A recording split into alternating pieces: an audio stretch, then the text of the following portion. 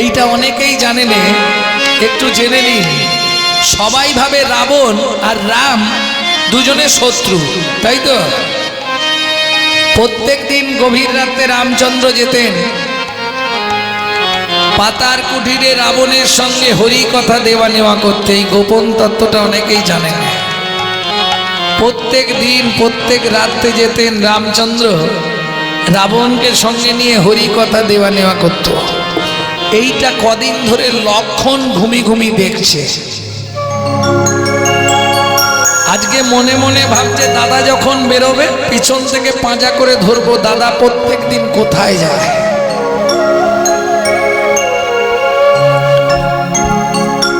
দাদা কি তুমি প্রত্যেক দিন কোথায় যাও গো, সত্যি কথা বলবে।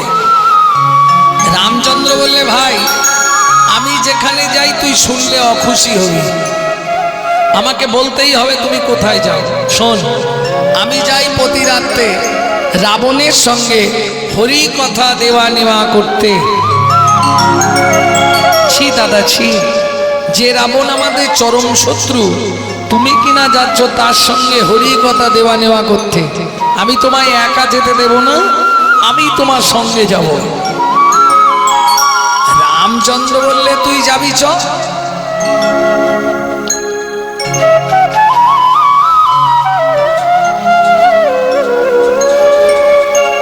কোনো অসুবিধা নেই, তুই যখন যেতে চাইছিস আমার সঙ্গে চ, কোনো আপত্তি নেই, চ।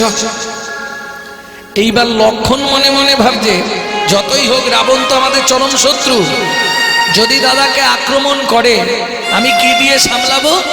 তাই লক্ষণ করে যে কি শক্তিশালী বাণটা লুকিয়ে নিয়েছে।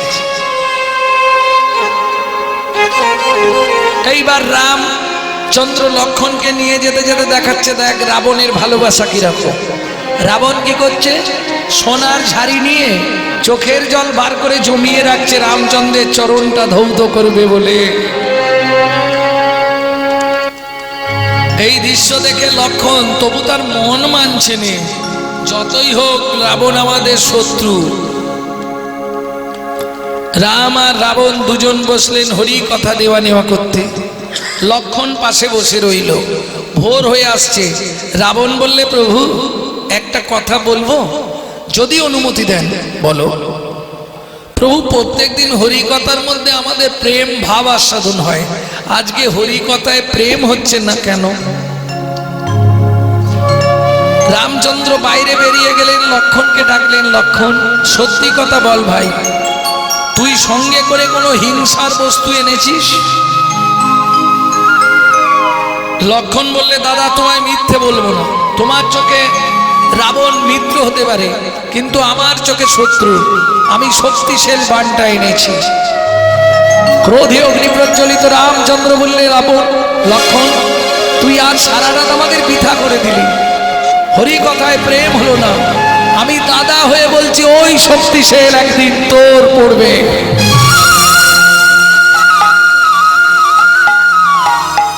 ওই শক্তিশালী বাণ তুই নিহত হবে, কোনো চিন্তা। হরি বল হরি বল হরি বল। এইবার লক্ষণের যখন শক্তিশালী হলো, দাদা ক্রোধের মাথায় বলেছে কিন্তু কষ্ট তো হচ্ছে। প্রাণের ভাই লক্ষণ, লক্ষণের থেকে রাম কাউকে এত ভালোবাসতেন না, এমনকি সীতাকেও না। চিৎকার করছে, রাম কাঁদছে, হ্যাঁ গো এখানে কেউ আছো কি? আমার ভাইটাকে বাঁচাতে পারবে? সুশেষ বৈদ্য বললে প্রভু আমি বাঁচিয়ে দেব। কি করে? কেউ যদি বিশল্যকরণী গাছ এনে দিতে পারে আমি পারবো লক্ষণকে বাঁচাতে। আসতে পারবে? নিশ্চয়ই পারবো প্রভু, তুমি বললেই আমি পেরে যাব। বেশ তাহলে চেষ্টা করো। কোথায় আছে বিশল্যকরণী? গন্ধমাদন পর্বতে। মন্ত্রী তুমি লোক পাঠাও। মন্ত্রী বললে মহারাজ দেখছি কাকে পাঠানো যায়। খানিকক্ষণ পরে মন্ত্রী ফিরে এলো, কাউকে তো পেলাম না মহারাজ, কেউ যেতে চাইছে না। রামচন্দ্র কাঁদতে কাঁদতে বললে কেউ যাবে না? কেউ যেতে চাইছে না মহারাজ। রামচন্দ্র কাঁদতে কাঁদতে বলে উঠল, তাহলে আমার ভাইটা কি বাঁচবে না? আমার রাজ্যে পাত্র, মিত্র, মন্ত্রী, সেনাপতি কেউ যেতে পারবে না? না মহারাজ, কেউ রাজি হচ্ছে না। কি গো, তাহলে আমার ভাইটা বাঁচবে না? কেউ নেই বিশল্যকরণী এনে দেবার? আছে প্রভু, আছে। কোথায়? কে বললে আছে? তাকিয়ে দেখো, তোমার চরণের নিচে বসে আছে।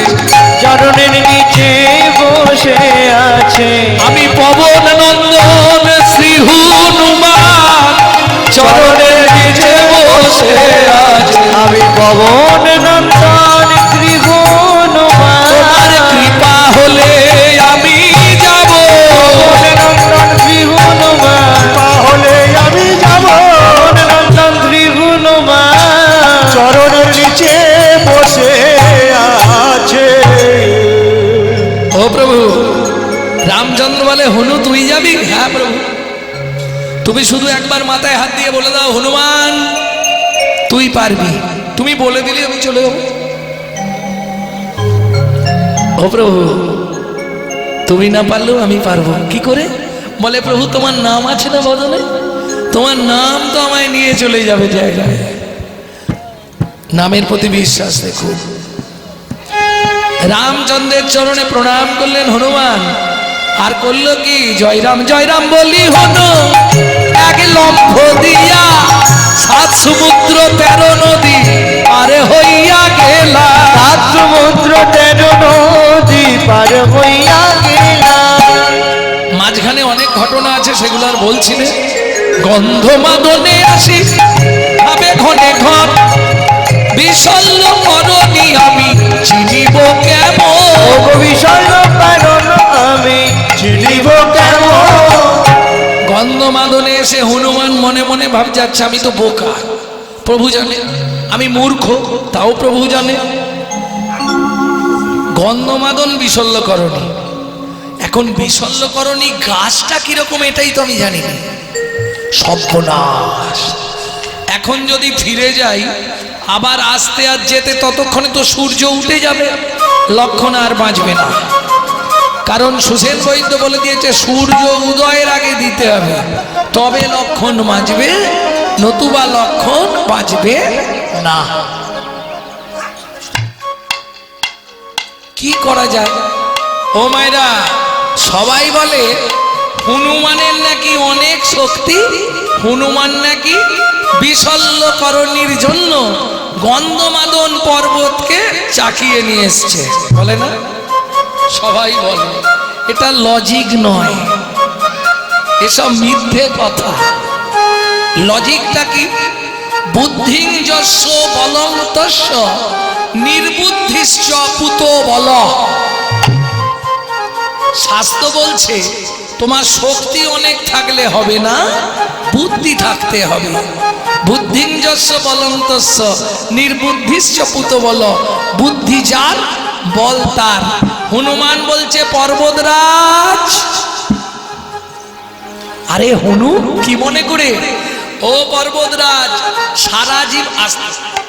সারা জীবন তো পাষাণ হয়ে পড়ে রইলে, কোনোদিন তো ভগবানের চরণে গেলে না। আর হনুমান কি করব? সে ভাগ্য কি আমার আছে? বলে, শোনো, আমি এই মুহূর্তে ভগবানের কাছেই যাব, তুমি কি যাবে? বুদ্ধি দেখো। পর্বত বলে, যদি কৃপা করে তুমি নিয়ে যাও, ভগবানের চরণে গিয়ে বলবো, ভগবান এ জন্মটা যা গেল গেল, পরে জন্মে তুমি আর আমাকে এই পাষাণ জন্ম দিও না। আর যদিও পাষাণ করো, সেই পাষাণের কাছে যেন তুমি সর্বদাই থেকো, তোমার ওই রূপমাধুর্য আমি দর্শন করতে পারি।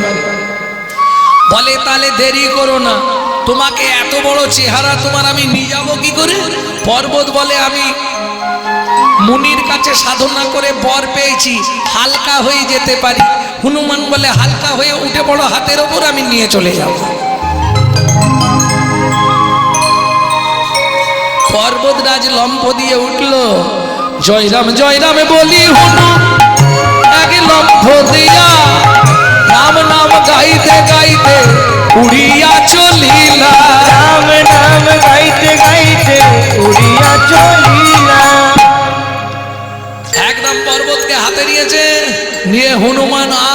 যাচ্ছে ওপর দিয়ে, ছাওয়াটা পড়ছে, ছাওয়াটা পড়ছে। ভরত মহারাজ বনের মধ্যে রামচন্দ্রের পাদুকা পূজা করছিল, ছাওয়াটা পড়েছে।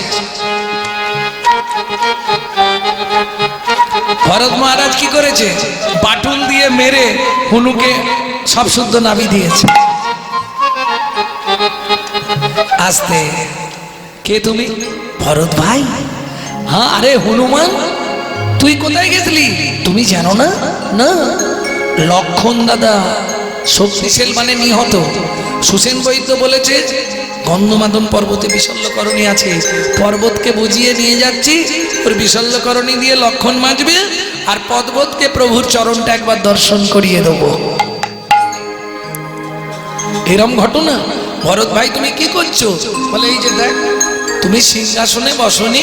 বলে না, সেই সিংহাসন বনের মধ্যে এনে আমি রামচন্দ্রের চরণ পাদুকা পূজা করছি। হরি বল। হরি বল। বেশ, তুই তাহলে তাড়াতাড়ি চলে যা। হনুমান বলে আমি যাব কি করে? তুমি নামিয়েছো, তুমি তুলে দাও। ভরত বলে ও এই কথা, দাঁড়া তুলে দিচ্ছি। শতবার চেষ্টা করে তুলিতে নারিল, শতবার চেষ্টা করে তুলিতে নারিল, শতবার চেষ্টা করে তুলিতে নারিল, হাসিতে হাসিতে হুনু কহিতে লাগিল, হাসিতে হাসিতে হুনু কহিতে লাগিল।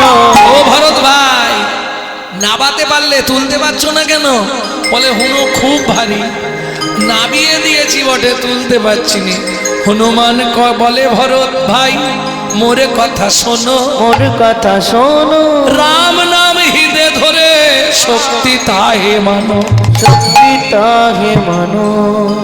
তিনবার রাম নাম করি জপ, ভরত স্পর্শ করল, হনুমান জয় রাম বলি এবার গগনে উড়িল।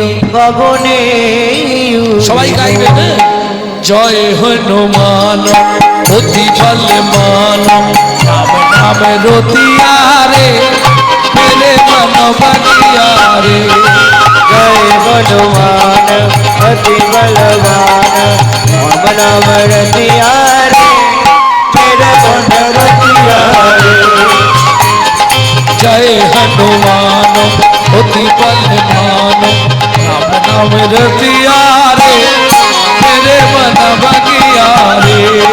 জয় হনুমান অতি বলবান, রাম রাম রতিয়ারে মেরে মন রতিয়ারে। পর্বত কি তুমি এই বাইরে দাঁড়াও, হ্যাঁ আমি আগে ভেতরে যাই, প্রভু কি অবস্থায় আছে দেখি, তারপর তোমাকে নিয়ে গিয়ে দর্শন করাবো। এত বলি হুনু প্রবেশ করিল। জয় রাম, জয় শ্রীরাম, জয় শ্রীরাম, জয় শ্রীরাম, জয় শ্রীরাম, জয় শ্রীরাম, জয় শ্রীরাম। জয় রামে বলি হুনু প্রবেশ করিল, প্রবেশ করিল। হুনু দেখি রামচন্দ্রের মনে আনন্দ বাড়িল, আনন্দ বাড়িল। ওই তো হনুমান এসে গেছে। এসো এসো এসো এসো। হনুমান বিশল্যকরণী কই? তুমি যে বিশল্যকরণী আনতে গেলে, বিশল্যকরণী কই? হনুমান বলে প্রভু আমার দোষ কোথায়?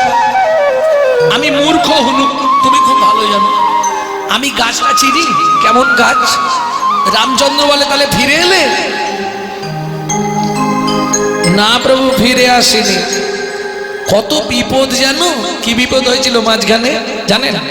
হনুমান যখন ওই গন্ধমাদন নিয়ে যাচ্ছে, যেতে তো ভরত নাবি নিয়েছে, সময়টা একটু অতিবাহিত হয়েছে, দেখে সূর্য উদয় হবার জন্য ঘোড়ার গাড়িতে যাচ্ছে। সূর্যের সারথিকে অরুণ, বিনোদার দুই ছেলে না, গরুর আর অরুণ। কশ্যপ মুনির স্ত্রী বিনোদা দেবী, তার দুই ছেলে, একজন হলেন গরুর যে ভগবান শ্রীকৃষ্ণকে বহন করে, আর একজন হলো সূর্য সারথী অরুণ, সূর্যের রথ চালায়। সেই অরুণ যাচ্ছে আর হনুর মুখোমুখি পড়েছে, কি ব্যাপার, পথ ছেড়ে দাও। সূর্য বলে তুই পথ ছাড়, এটা আমার সময়, আমার এখন উঠতে হবে উপরে, তুই সরে যা। বলে তোমার সময় মানে তুমি কে? বলে আমি ভানু। দেখেছো, আমি তো তোমার কথাই ভাবছিলাম। কিরম চালাক দেখুন হনুমান, কি ভাবছিলি? বলে তোমার নাম ভানু, আমার নাম হুনু। আমার মা অঞ্জনা দেবী বলেছিল, হুনু যদি কোনোদিন পথে দেখিস ভানু, দুজনে একটু বন্ধুত্ব করি। এই যে তোমার সঙ্গে বন্ধুত্ব করব। সূর্য বলে হনুমান তুই মূর্খ। কেন? আরে আমার তেজ আছে না, আমার কাছে এলে পুড়ে তুই ছাই হয়ে যাবি। হনুমান বলে কি, যার সারা শরীরটা রাম নাম দিয়ে ঘেরা, তাকে তুমি পুড়িয়ে ছাই করে দেবে? এত সোজা? সূর্য বলে তাহলে দেখ এসে, আমাকে যেন দোষ দিসনি, তুই কিন্তু আমার কাছে এলেই পুড়ে ছাই হবি। হনুমান চোখ বন্ধ করে ভগবান রামচন্দ্রকে স্মরণ করে বললে, প্রভু গো, কেউ না জানুক, আমি জানি তোমার নামের কি মহিমা, কি মহিমা, তুমি যে আমার শিরায় শিরায়, রন্ধে রন্ধে, রক্তে রক্তে, সারা শরীরে মিশে আছো। সারা শরীরে মিশে আছো। দেখবো সূর্যের তেজ, আগুনের তেজ বেশি না আমার তোমার নামের গুণ বেশি? তোমার নামের গুণ বেশি।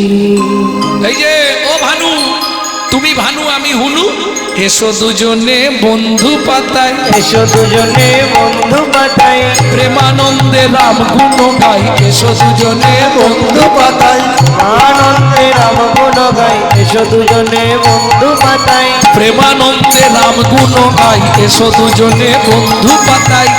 আনন্দে নাম গুণ গাই, এসো দুজনে বন্ধু পাতায়। এত বলি দুহে দুহু আলিঙ্গন কইলা, এত বলি দুগে দুগু আলিঙ্গন কইলা, সূর্যের ধরিয়া হলু বগলে দাবিলা, সূর্যের ধরিয়া হনু বগলে দাপিলা। সূর্যকে বগলে চেপে নিয়ে সোজা চলে গেল। এইবার রামচন্দ্র বলছে, হ্যাঁ রে হনু, তুই যে ফিরে এলি এত দেরি করে, কন্ন বিশল্য করণী কোথায়? বলে প্রভু আমি মূর্খ হনুমান, তুমি গাছটা আমাকে চিনিয়ে দিয়েছো কি, যে উত্তর দিকে যাবি, দক্ষিণ দিকে তাকাবি, পূর্ব দিকে দাঁড়াবি, এইভাবে গাছ তুলবি, এই রকম দেখতে, তুমি কি বলেছো? তা তো বলনি। কি করব? রামচন্দ্র বলে তাহলে হনু তুই ফিরে এলি, আমার ভাই বাঁচবে না? বলে না প্রভু, ফিরে আসিনি, গন্ধমাদন পর্বত তুলে নিয়ে চলে এসেছি। বলিস কি রে? হ্যাঁ প্রভু, বাইরে দেখবে চলো। হনুমান রামচন্দ্রের হাত ধরে টেনে এনেছে বাইরে। বাইরে এনে ভগবান রামচন্দ্র একবার দেখছে গন্ধমাদনে পর্বতের দিকে, আর একবার দেখছে হনুমানের দিকে। আরে হনু, কি এটা কি করে সম্ভব হলো? হনুমান বলে প্রভু কিছু নাহি জানি, একমাত্র তোমার নাম সত্য, ইহাই আমি মানি, ইহাই আমি মানি। তুমি জানো না তোমার নামের কি গুণ, তোমার নাম করলেই সব হয়ে যায়। হরি বল হরি বল। এই হনু, এই এত বড় পর্বত তুই আনলি কি করে? বলে প্রভু পর্বতকে এনেছি কি করে দেখবে, পর্বতরাজ বেরিয়ে এসো। ওমা, এই হচ্ছে ভগবান রামচন্দ্র। নাও তোমাকে কথা দিয়েছিলাম ভগবান দর্শন করাবো, ভগবান দর্শন করিয়ে দিলাম। পর্বতরাজ ভগবানকে প্রণাম করে এবার হনুমানের চরণটা জড়িয়ে ধরে কাঁদছে। এতদিন পাষাণ হয়ে বসেছিলাম, ও হনুরে তুই আজ আমায় ভগবানকে দেখাইলি, ভগবানকে দেখাইলি। ওরে দে দে হুনু,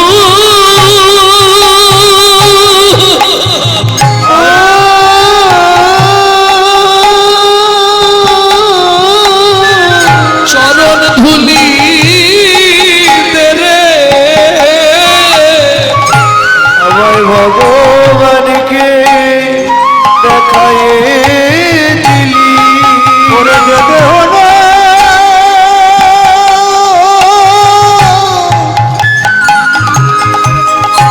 চরণ দেরে ভগবানকে দেখাইলে ওরে দে দেহুনু রাধে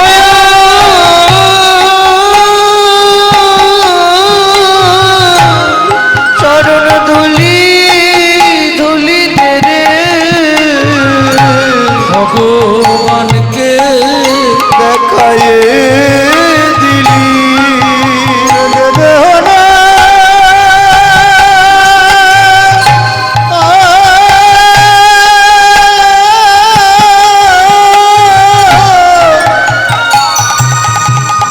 চরণ ধুলি দে রে ভগবানকে দেখাইলি ওরে দে দেহুনু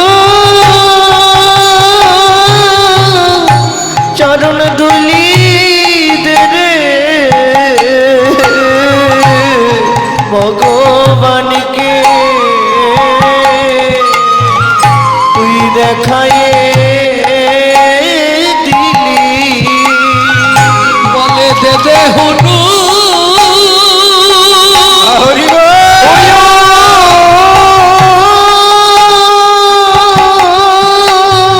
তোর চরণ ধুলি দে রে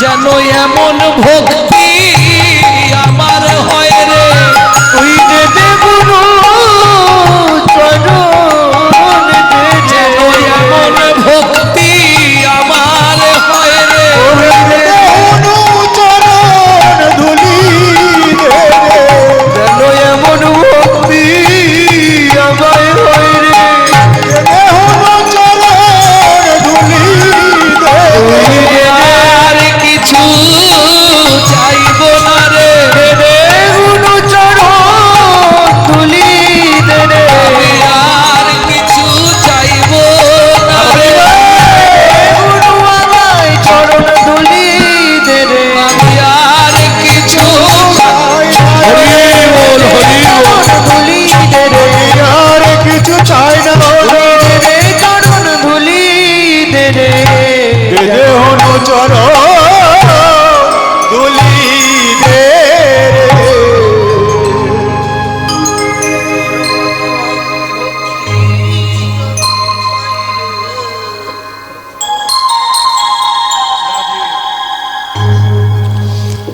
সুসেন বৈদ্য পর্বতে থেকে বিশল্যকরণী নিয়ে গিয়ে ফোঁটা তৈরি করে লক্ষণের চোখে দিল।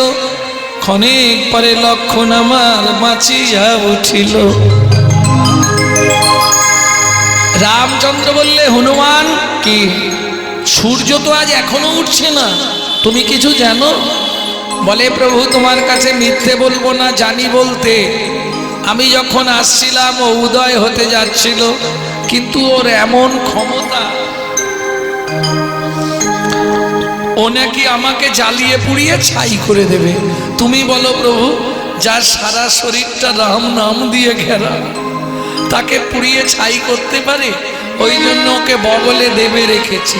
সূর্য চিৎকার করছে, প্রভু তুমি কৃপা করে বলো আমাকে ছেড়ে দিতে, নাহলে আমি এবার মরে যাব। হনু, ওকে ছেড়ে দে। বলে, প্রভু ছাড়তে পারি, একটা শর্ত। ওকে বলতে হবে যে, হনুমান আমার অন্যায় হয়ে গেছে, যার শরীর নাম দিয়ে ঘেরা থাকে তাকে পুড়াবার অধিকার ওর নেই।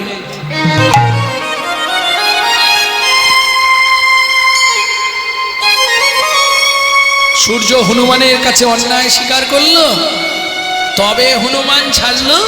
পূর্ব গগনে রবি আবার উদ্ভাসিত হলো। সূর্য উঠলে এক ফুল মুখ খোলে আর এক ফুল মুখ বন্ধ করে।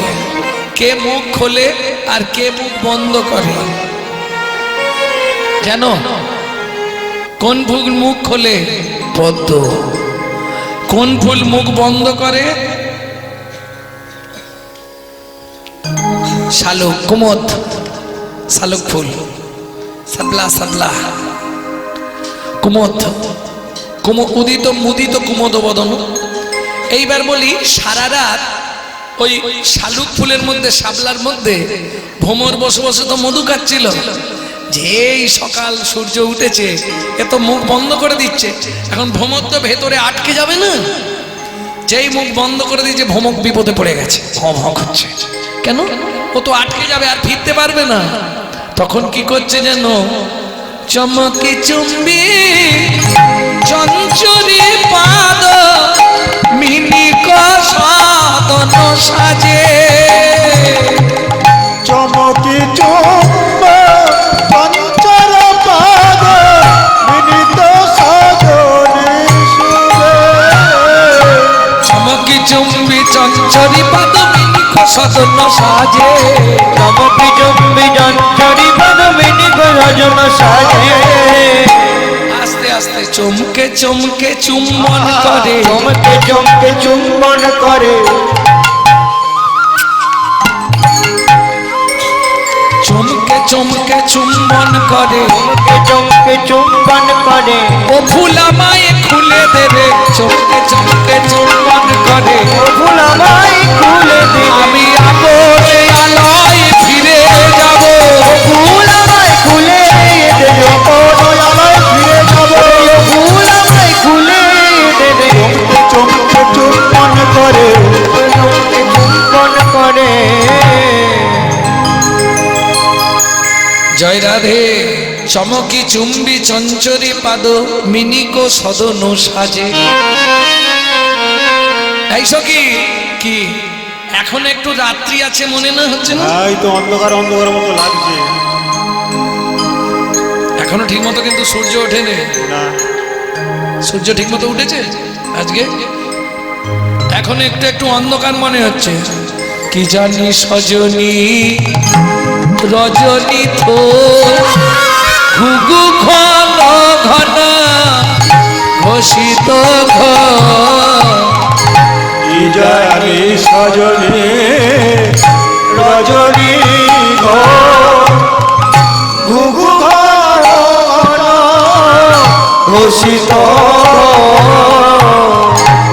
গত জামিনী দিত নামিনী কামিনী কুললাজে।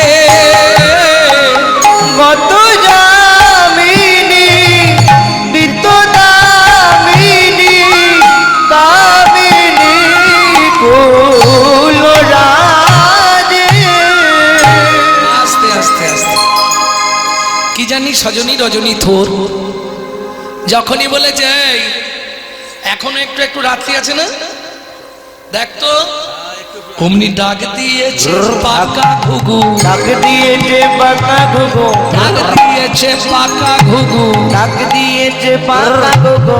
রাধে শ্যাম জাগো ডাক দিয়েছে পাকা ঘুঘু। রাধে শ্যাম জাগো ঘুঘু। ডাক দিয়েছে পাকা ঘুঘু। রাধে শ্যাম জাগো ডাক দিয়েছে পাকা ঘুঘু। রাধে শ্যাম জাগো ডাক দিয়েছে পাকা ঘুঘু। ঘুঘু ঘন ঘন ঘোষিত ঘু। গত জামিনী, জামিনী মানে রাত্রি, দিত দামিনী সকালবেলা চলে আসছে। কামিনী কুললাজে, কামিনীরা কুললজ্জা পরিত্যাগ করে সবাই জেগে উঠেছে। কেউ ছড়া দিচ্ছে, কেউ ঝাঁট দিচ্ছে, করে না সকালবেলা?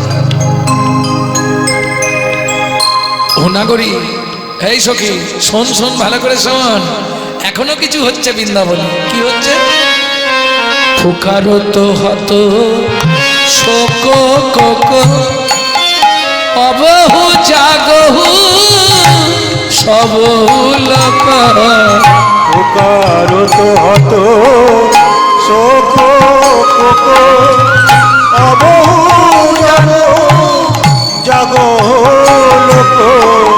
সুখ সারিক পিক কাকুনি নিদু ঘন ভরি গাজে। সুখ সারিক নিক কাকুলি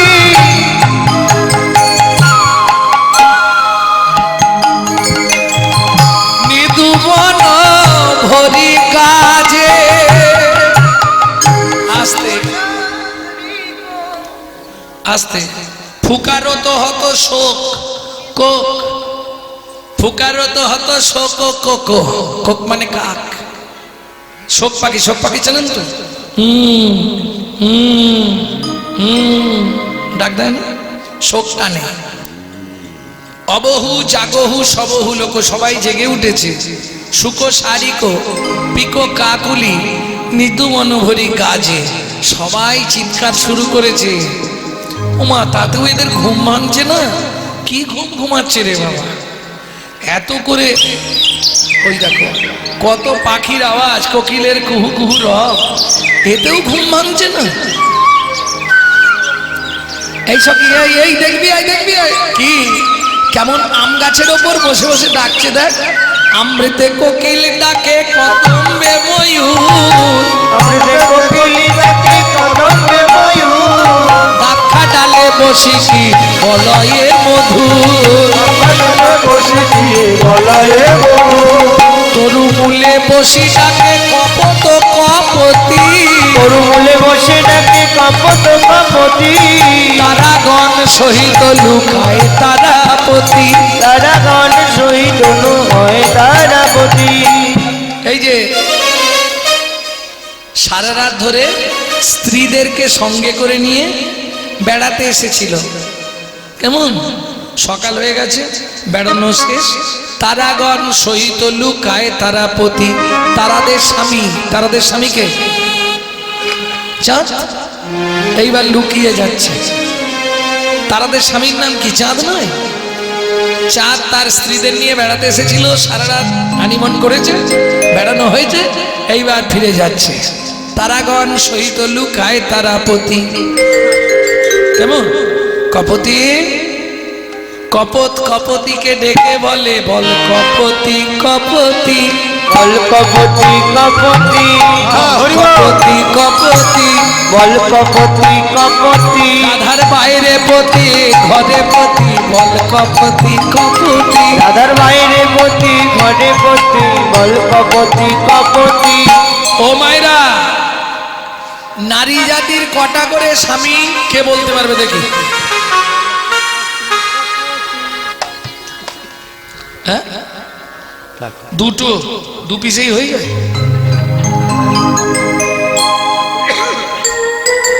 এই কত পিস সত্যি বলবে? নারী জাতির স্বামী কত পিস? দু পিস? ভুল হচ্ছে।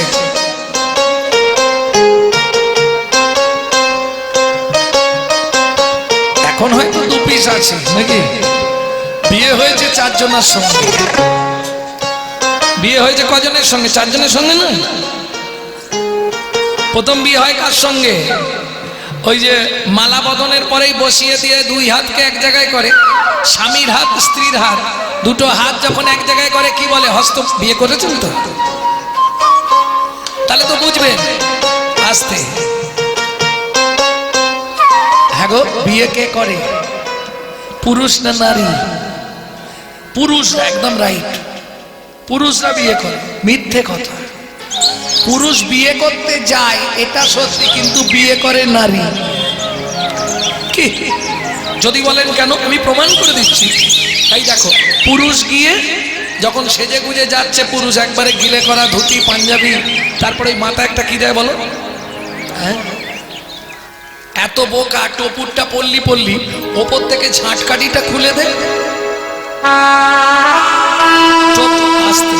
টোপরের একবারে টপ লেভেলে একটা ঝাঁটা কাটি দেওয়া থাকে না, ওইটাই সিম্বল। যেদিন থেকে বিয়ে করলি একটা ঝাঁটা তুলে না।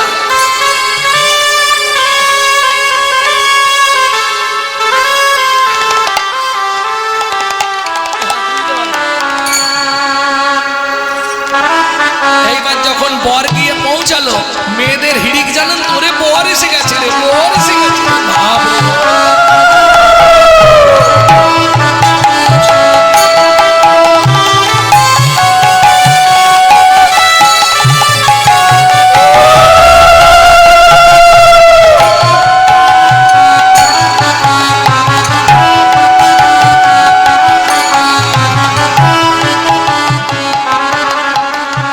ও ও তো গিয়ে যে জায়গাটায় দাঁড়ায় জায়গাটাকে কি বলে? ছাদনা তলা। গো বেচারার মতো চুপ করে দাঁড়িয়ে থাকে। মেয়েটা লোকের কোলে করে পীরের ওপর বসে আসে পান পাতা চাপা দিয়ে। এসে প্রথম কে ঘরে সাধবার? মেয়েটা। পান পাতা খুলে কে প্রথম দেখে? মেয়েটা। মালা বদনের সময় কে আগে মালা দেয়? মেয়েটা। হাত বাঁধার সময় কার হাত আগে দেয়? মেয়েটা। খই পোড়ানোর সময় কে আগে আগে যায়? মেয়েটা। তাহলে বিয়ে করলো কেটা?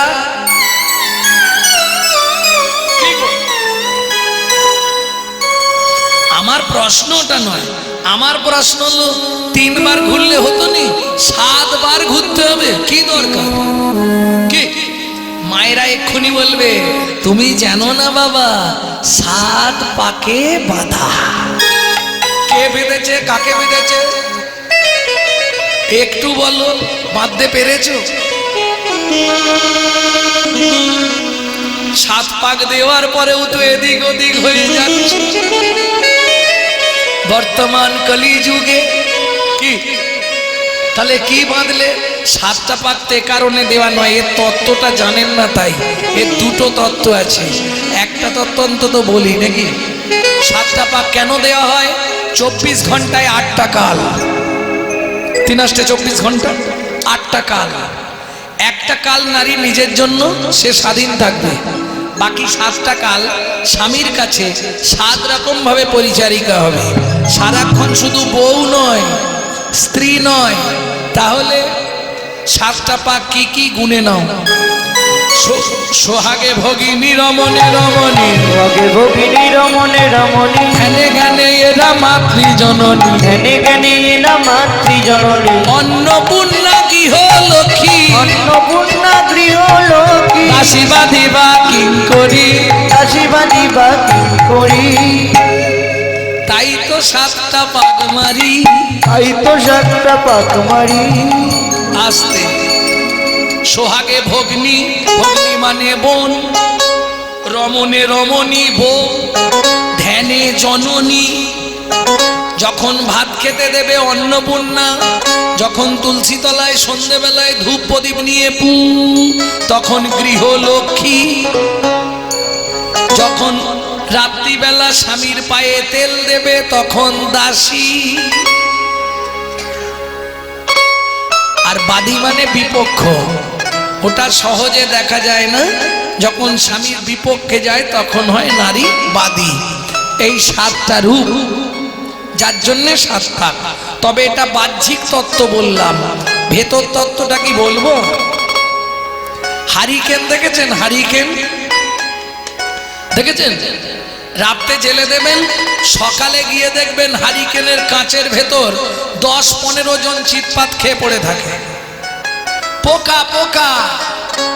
হ্যাঁ, বুঝতে পেরেছেন? ব্যাস, এবার তত্ত্বটা বুঝে নিন। নারী হলো হারিকেন, পুরুষ হলো পোকা। না জেনে ভেতরে গেলেই পুড়ে মরবি বোকা। তুই পুড়ে মরবি বোকা।